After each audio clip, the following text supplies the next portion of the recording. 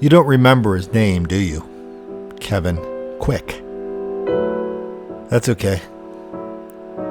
I didn't remember it either. Kevin Quick was a cop. He was hijacked. He was hijacked in his civilian clothes by people who didn't know he was a cop.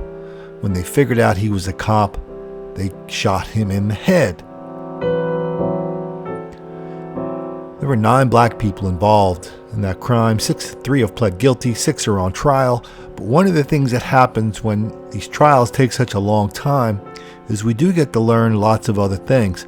We learn that these 9 black people were just a regular crime syndicate of black mob violence all over this otherwise bucolic Virginia town.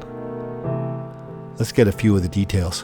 Both the prosecution and defense have rested in the trial of 6 alleged gang members accused of killing a Virginia police officer. I'm Bill Fitzgerald. And I'm Julie Bragg. CBS 6's Jake Burns tells us what played out in the courtroom today. Prosecutors say 4 members of the 99 Goon Syndicate who had kidnapped Kevin Quick were holding him at gunpoint in his own SUV when they discovered his Waynesboro police ID. That's when they say the group decided to drive to a timbered lot in Columbia, Virginia, and shot Quick once in the head. Quick's murder is the highest profile part of a larger conspiracy of armed robbery and drug dealing the 99 Goon Syndicate is charged with. During his closing remarks, the prosecutor recited dozens of names of victims the group, quote, terrorized in Louisa and Charlottesville over a 5-month period. Defense attorneys for the 6 suspects are working to cast doubt in the jury's mind that the 99 Goon Syndicate was really all that organized. One attorney points out the group's hierarchy was loosely defined at best, and that their alleged crimes were mostly disconnected acts by a group of young people, not a greater racketeering enterprise. The defense is also shining a light on the fact that many of the gang's insiders who testified at the trial got plea deals, with one attorney asking, "Would you trust those people to sell you a used car?"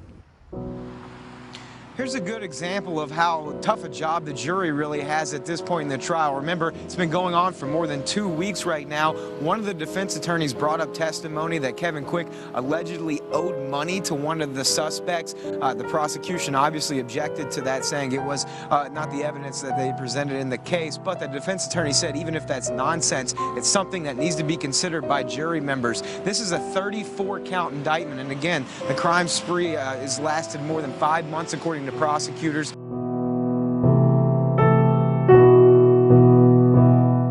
That there are communities in this country where minority communities and the police department have a terrible relationship. I personally know someone who happens to be a police officer and a young African-American male who told me that he's been pulled over 7, 8 times in the last few years and never gets a ticket. What is he supposed to think? He gets pulled over for no reason, never gets a ticket, no one has any explanation for why he's being pulled over. What is he supposed to think? So I owe everyone else, we have a problem.